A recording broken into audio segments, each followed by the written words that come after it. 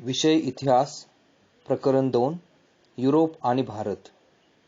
आधुनिक कालखंडामध्ये कोणत्या खंडामध्ये घडणाऱ्या विविध घडामोडींचे पडसाद भारतात उमटत होते? युरोपमध्ये. प्रश्न 2. युरोपमध्ये घडणाऱ्या घटनांचे पडसाद कोणत्या देशात उमटत होते? भारतामध्ये. प्रश्न 3. युरोपीय इतिहासात मध्ययुगाचा अखेरचा टप्पा कोणता? इसवी सनाचे 13वे ते 16वे शतक म्हणजे इतिहासात मध्ययुगाचा अखेरचा टप्पा मानला जातो. प्रश्न 4. प्रबोधन युग म्हणून कोणत्या काळाला ओळखले जाते? इसवी सनाचे 13वे ते 16वे शतक प्रबोधन युग म्हणून ओळखले जाते. प्रश्न 5. प्रबोधन युगामध्ये कोणत्या घटनांच्यामुळे आधुनिक युगाचा पाया घातला गेला? या कालखंडात प्रबोधन, धर्मसुधारणा चळवळ आणि भौगोलिक शोध या घटनांच्यामुळे आधुनिक युगाचा पाया घातला गेला. प्रश्न 6. इसवी सन 13वे ते 16वे शतक या काळाला टिंबटिंब असे म्हणतात. प्रबोधन युग. प्रश्न 7.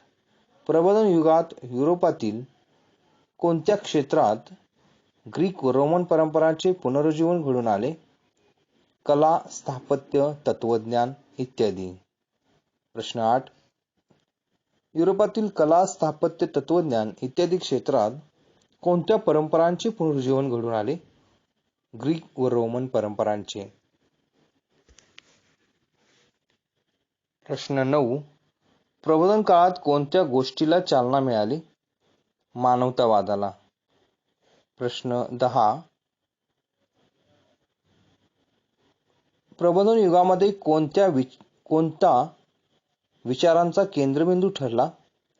धर्माऐवजी माणूस हा सर्व विचारांचा केंद्रबिंदू ठरला. प्रश्न 11. प्रबोधन युगातील अष्टपैलू व्यक्तिमत्व कोणाला मानले जाते? लिओनार्दो द विंची यांना. प्रश्न 12.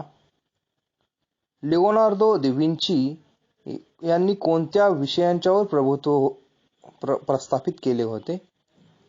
शिल्पकला, स्थापत्यकला, गणित, अभियांत्रिकी, संगीत, खगोलशास्त्र यासारख्या विविध विषयांच्यावर त्यांचे प्रभुत्व होते. प्रश्न 13. लिओनार्दो द विंची काय म्हणून जगप्रसिद्ध ठरला? लिओनार्दो द विंची चित्रकार म्हणून जगप्रसिद्ध ठरला.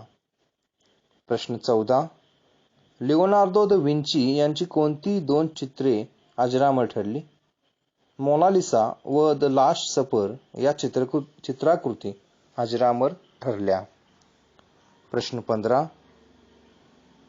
प्रबोधन चळवळीने मानवी जीवनाची सर्वच क्षेत्रे व्यापून टाकली. यामध्ये कोणत्या क्षेत्रात आपणास प्रबोधन चळवळीचा आविष्कार पाहायला मिळतो? ज्ञान, विज्ञान तसेच विविध कलांच्या क्षेत्रात आपणास प्रबोधन चळवळीचा आविष्कार पाहायला मिळतो. प्रश्न 16.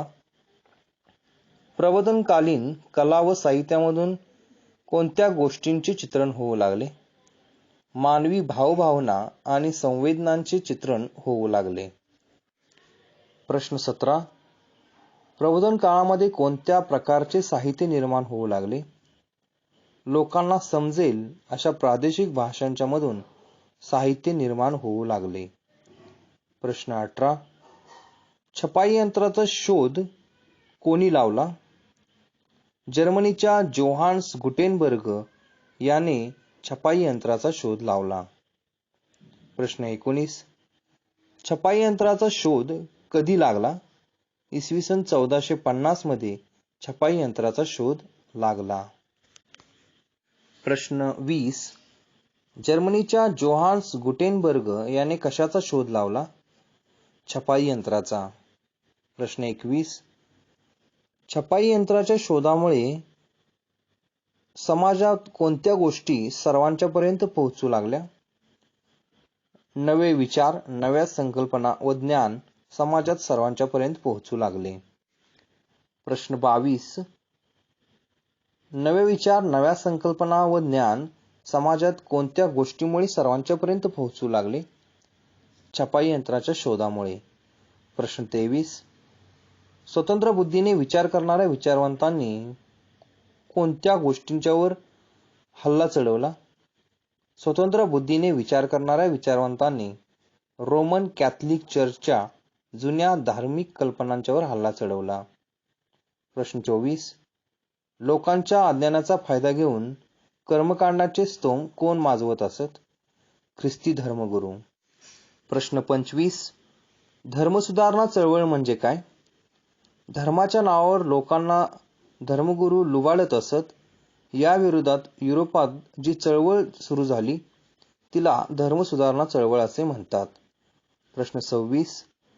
धर्मसुधारणा चळवळीमुळे धार्मिक क्षेत्रात माणसांच्या कोणत्या तत्वांना महत्त्व प्राप्त झाले? स्वातंत्र्य व बुद्धिप्रामाण्य या तत्वांना महत्त्व प्राप्त झाले. प्रश्न 27. ऑटोमन तुर्कांनी बायझंटाईन साम्राज्याची राजधानी असलेले कॉन्स्टँटिनोपल इस्तंबूल केव्हा जिंकून घेतले? 1453 मध्ये. प्रश्न 28.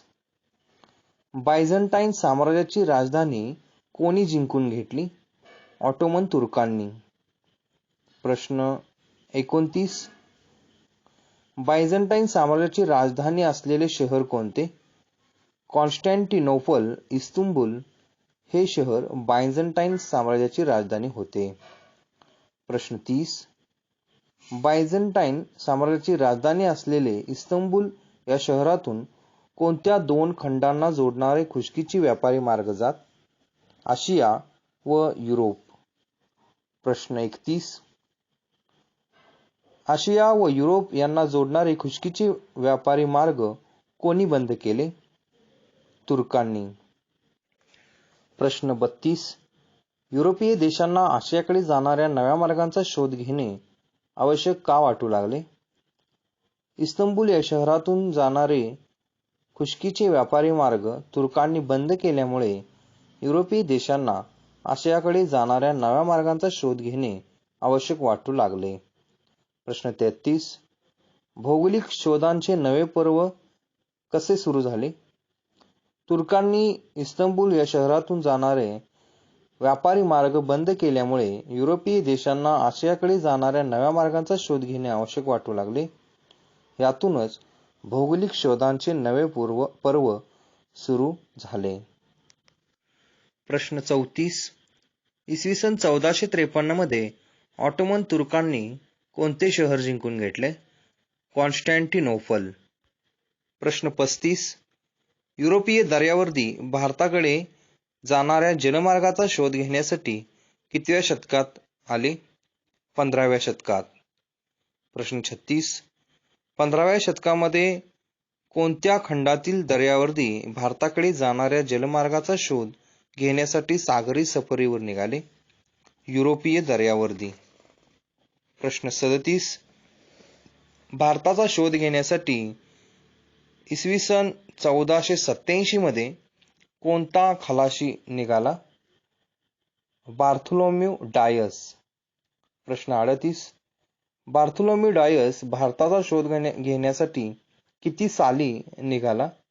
इसवी सन 1487. प्रश्न 39. बार्थोलोम्यू डायस हा कोणत्या देशाचा खलाशी होता? पोर्तुगीज. प्रश्न 40. बार्थोलोम्यू डायस कोणत्या भागापर्यंत येऊन पोहोचला? बार्थोलोम्यू डायस आफ्रिकेच्या दक्षिण टोकापर्यंत म्हणजे केप ऑफ गुड होप पर्यंत येऊन पोहोचला. प्रश्न 41. ख्रिस्तोफर कोलंबस भारताचा शोध घेण्यासाठी केव्हा आला? इसवी सन 1492. प्रश्न 42. इसवी सन 1492 मध्ये भारताचा शोध घेण्यासाठी कोणता खलाशी आला होता? ख्रिस्तोफर कोलंबस. प्रश्न 43. ख्रिस्तोफर कोलंबस कोणत्या भागापर्यंत येऊन पोहोचला?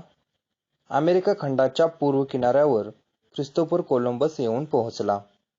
प्रश्न 44. वास्को द गामा भारतामध्ये केव्हा पोहोचला? इसवी सन 1498 मध्ये. प्रश्न 45. वास्को द गामा हा कोणत्या देशाचा खलाशी होता? पोर्तुगीज. प्रश्न 46. 1498 मध्ये भारताचा शोध घेण्यासाठी कोणता खलाशी निघाला? Vasco the gamma. प्रश्न 47. वास्को द गामा भारतामध्ये कोणत्या ठिकाणी येऊन पोहोचला?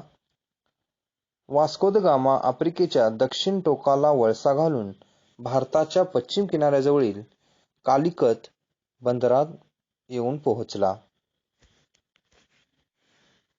प्रश्न 48. वैचारिक क्रांती म्हणजे काय? प्रस्थापित रूढी व परंपरा आणि घडणाऱ्या घटनांच्याकडे चिकित्सक दृष्टिकोनातून पाहिले जाऊ लागले. या संपूर्ण बदलांना वैचारिक क्रांती असे संबोधले जाते. प्रश्न 49.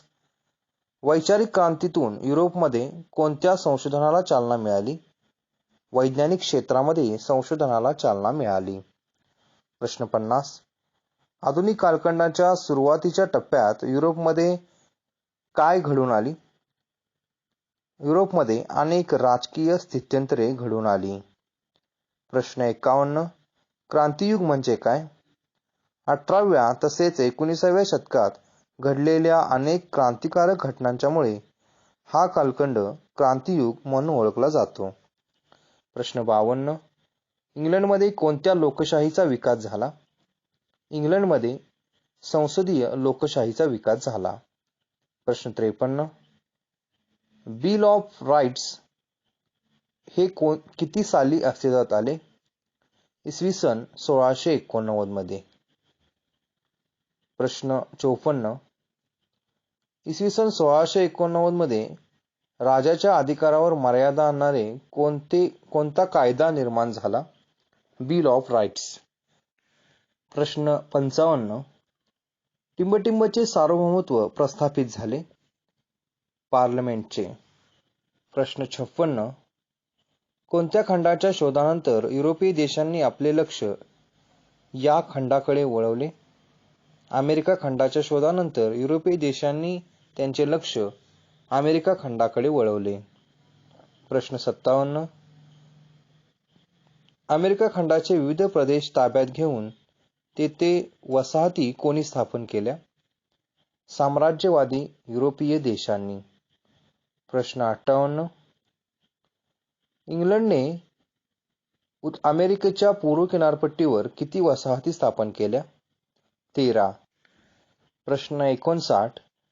इंग्लंडने 13 वसाहती कोठे स्थापन केल्या? इंग्लंडने उत्तर अमेरिकेच्या पूर्व किनारपट्टीवर 13 वसाहती स्थापन केल्या. प्रश्न 60. अमेरिकन वसाहतीतील जनता कशी होती? अमेरिकन वसाहतीतील जनता स्वातंत्र्यप्रिय होती. प्रश्न 61. अमेरिकन वसाहतीने कोणाच्या नेतृत्वाखाली सैन्य संघटित करून प्रतिकार केला? George Washington. प्रश्न 62. अमेरिकेची संयुक्त संस्थाने या देशाचे वर्णन कसे करण्यात आले आहे? संघराज्य शासन पद्धती, लिखित राज्यघटना असणारा व लोकशाही व्यवस्था असलेला नवा देश अस्तित्वात आला. प्रश्न 63. फ्रेंच राज्यक्रांती म्हणजे काय? इसवी सन 1789 मध्ये फ्रान्समधील जनतेने तेथील अनियंत्रित अशा अन्यायकारक राजेशाही आणि सरंजाम शाहीविरुद्ध उठाव केला आणि प्रजासत्ताकाची स्थापना केली. ही घटना फ्रेंच राज्यक्रांती म्हणून ओळखली जाते. प्रश्न 64. फ्रेंच राज्यक्रांती या राज्यक्रांतीने जगाला कोणत्या मूल्यांची देणगी दिली? स्वातंत्र्य, समता, बंधुता. प्रश्न 65. कोणत्या घटनेने जगाला स्वातंत्र्य, समता, बंधुता या मूल्यांची देणगी दिली? फ्रेंच राज्यक्रांतीने. प्रश्न 66. जगाच्या इतिहासातील राजकीय क्रांतीमध्ये कोणत्या 2 घटनांना विशेष महत्त्वाचे स्थान आहे? अमेरिकन स्वातंत्र्य युद्ध आणि फ्रेंच राज्यक्रांतीला. प्रश्न 67. युरोपातील औद्योगिक क्षेत्रात क्रांतिकारक बदल केव्हा घडून आले? 18व्या शतकाच्या उत्तरार्धापासून. प्रश्न 68. औद्योगिक क्रांतीच्या काळामध्ये कोणत्या यंत्राच्या साहाय्याने उत्पादन होऊ लागले? बाष्पशक्तीवर चालणाऱ्या यंत्राच्या साहाय्याने उत्पादन होऊ लागले. प्रश्न 69. छोट्या घरगुती उद्योगधंद्याची जागा कोणी घेतली? मोठ्या कारखान्यांनी. प्रश्न 70. हातमागाऐवजी कोणत्या यंत्रांचा वापर सुरू झाला? यंत्रमागांचा वापर सुरू झाला. प्रश्न 71. वाहतुकीची नवी साधने कोणती अस्तित्वात आली? आगगाडी आणि आगबोटीसारखी वाहतुकीची नवी साधने अस्तित्वात आली. प्रश्न 72. औद्योगिक क्रांतीला कोणत्या देशामध्ये प्रारंभ झाला? इंग्लंडमध्ये. प्रश्न 73. इंग्लंडचे वर्णन कोणत्या प्रकारे केले जाऊ लागले? जगाचा कारखाना असे इंग्लंडचे वर्णन केले जाऊ लागले. प्रश्न 74. नव्या सागरी मार्गांच्या शोधानंतर कोणत्या देशामधील व्यापाराच्या नव्या पर्वाला सुरुवात झाली? युरोप व आशियाई. प्रश्न 75. कोणत्या देशाशी होणारा व्यापार फायदेशीर होता असे युरोपीय देशांचे मत होते? पौर्वात्य देशांशी होणारा व्यापार फायदेशीर होता असे युरोपमधील लोकांचे मत होते. प्रश्न 75. युरोपीय देशात कोणती अर्थव्यवस्था उदयास आली? भांडवलशाही अर्थव्यवस्था. प्रश्न 76. वसाहत स्थापन करणे म्हणजे काय? एका देशातील काही लोकांनी दुसऱ्या भूप्रदेशातील एखाद्या विशिष्ट भागात वस्ती करणे म्हणजे वसाहत स्थापन करणे होय. प्रश्न 77. वसाहतवाद म्हणजे काय? आर्थिक व लष्करीदृष्ट्या बलशाली देशाने आपल्या सामर्थ्याच्या बळावर एखादा भूप्रदेश व्यापणे आणि त्या ठिकाणी आपले राजकीय वर्चस्व प्रस्थापित करणे म्हणजेच वसाहतवाद होय. प्रश्न 78. युरोपीय देशांच्या याच वसाहतवादी प्रवृत्तीतून टिंबटिंब उदयास आला. साम्राज्यवाद. प्रश्न 79. साम्राज्यवाद म्हणजे काय? विकसित राष्ट्राने अविकसित राष्ट्रावर आपले सर्वांगीण वर्चस्व प्रस्थापित करणे व अनेक नव्या वसाहती स्थापन करणे म्हणजेच साम्राज्यवाद होय. प्रश्न 80. आशिया व आफ्रिका खंडातील अनेक राष्ट्रे युरोपीय राष्ट्रांच्या कोणत्या महत्त्वाकांक्षेला बळी पडली? साम्राज्यवादी. प्रश्न 81. ब्रिटिश ईस्ट इंडिया कंपनीची स्थापना कधी झाली? इसवी सन 1600 मध्ये. प्रश्न 82. जहागीर बादशाहकडून परवानगी मिळवून इंग्रजांनी कोठे वखार स्थापन केली? सुरत या ठिकाणी इंग्रजांनी वखार स्थापन केली. प्रश्न 83. भारतातील व्यापारी स्पर्धेत एकमेकांचे प्रतिस्पर्धी कोण होते? इंग्रज आणि फ्रेंच. प्रश्न 84. इंग्रज आणि फ्रेंच यांच्यात 3 युद्धे झाली. ती युद्धे टिंबटिंब म्हणून ओळखली जातात. कर्नाटक युद्धे. प्रश्न 85. कर्नाटक युद्धात फ्रेंचांचा पराभव कोणी केला? इंग्रजांनी. प्रश्न 86. भारतातील अत्यंत समृद्ध असा प्रांत कोणता होता? बंगाल प्रांत. प्रश्न 87. 1756 साली बंगालच्या नवाबपदी कोण आला? सिराज उद्दौला. प्रश्न 88. इंग्रजांनी नवाबाची परवानगी न घेता कोणत्या ठिकाणी आपल्या वखारीभोवती तटबंदी उभारली? कोलकाता. प्रश्न 89. सिराज उद्दौलाचा सेनापती कोण होता? मीर जाफर. प्रश्न 90. मीर जाफरला नवाबपदाचे आमिष दाखवून आपल्या बाजूने कोणत्या अधिकाऱ्याने वळवून घेतले? Robert Clive. प्रश्न 90.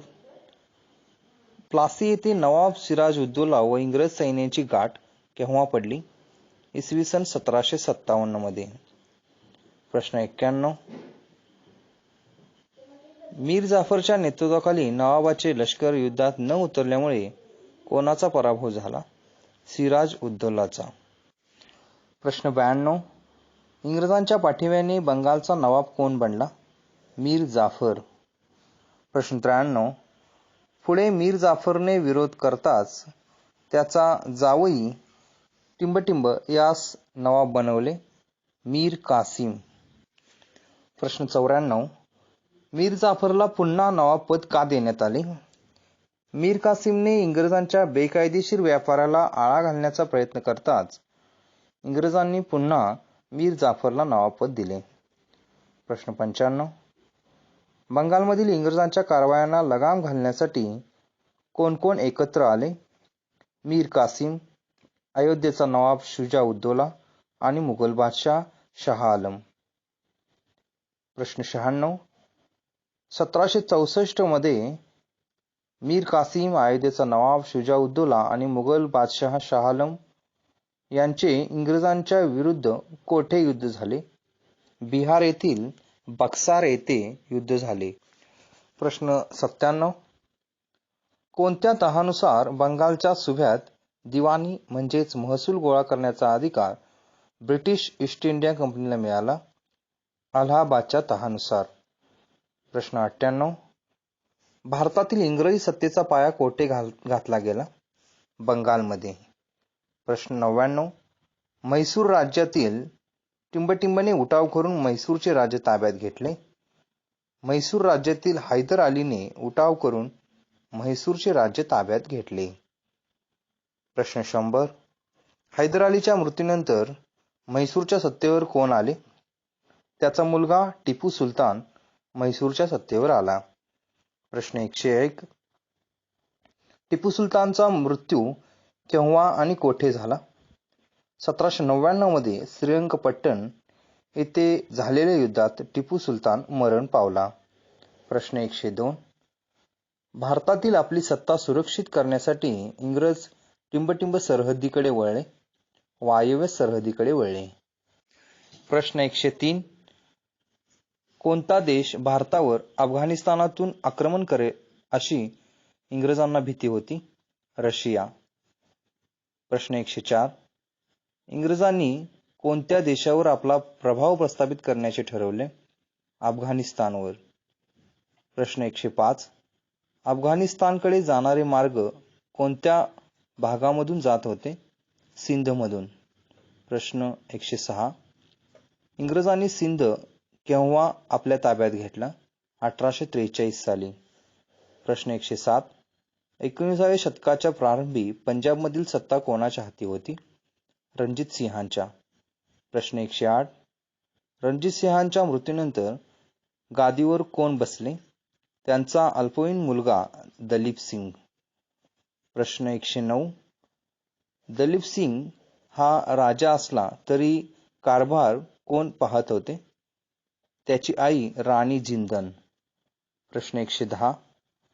पहिल्या शीख इंग्रज युद्धात कोणाचा पराभव झाला? शिखांचा. प्रश्न 111. मुलतानचा अधिकारी टिंबटिंब याने इंग्रजांच्या विरुद्ध बंड केले. मूलराज. प्रश्न 112. दुसऱ्या शीख इंग्रज युद्धात कोणाचा पराभव झाला? शिखांचा. प्रश्न 113. इंग्रजांनी पंजाबचा प्रदेश आपल्या राज्याला केव्हा जोडला? 1849 रोजी. प्रश्न 114. भारतातील महत्त्वाची प्रबळ सत्ता कोणती? मराठ्यांची सत्ता ही भारतातील महत्त्वाची प्रबळ सत्ता होती.